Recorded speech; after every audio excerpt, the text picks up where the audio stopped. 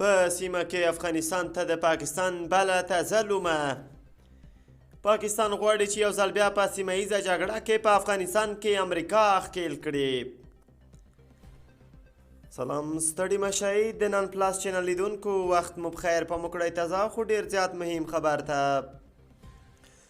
امریکایي رسنۍ وایي د پاکستان پوځ هڅه کوي چې امریکا بیا د افغانستان جګړو کې ښکیل کړي. امریکایي رسنۍ ډراپ سایټ نیوز د سرچینو په حواله ویلي چې دغه هیواد پوځ په پام کې لري چې په افغانستان کې د داعش ډلې پر ضد پراخ پوځي عملیات وکړي.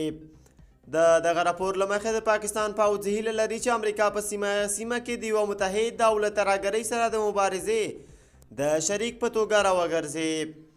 دا پروګرام په پاکستان کې د روان سیاسي کړکېچ په درشل کې تر لاس لاندې نیول کېږي.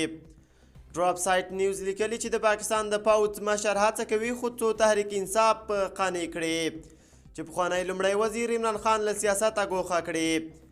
د پاکستان پوځ هیله لري چې دغه داخلي کړکېچ په هوارولو سره به وکولی شي په افغانستان کې د پوځي عملیاتو د شدت لپاره اړین ملاتړ ترلاسه کړي.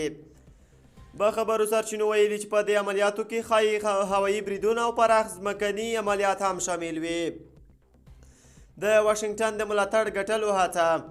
د پاکستان پوځ پلان لري چې په افغانستان کې داعش پورې د تړلو ترهګرو ډلو لخوا د رامنځته شوي ګواښ په ګوته کولو سره یو ځل بیا د امنیتي همکارۍ لپاره متحده ایالات راجلب کړي. د پاکستان یو جګپوړي جنرال شمشاد میرزا په یوه برتنوي فکري مرکز کې په خپله وینا کې خبرداری ورکړ چې په افغانستان کې د ترهګرو ډلو د کنټرول نشتوالی ښایي د سترو ترهګریزو بریدونو لامل شي.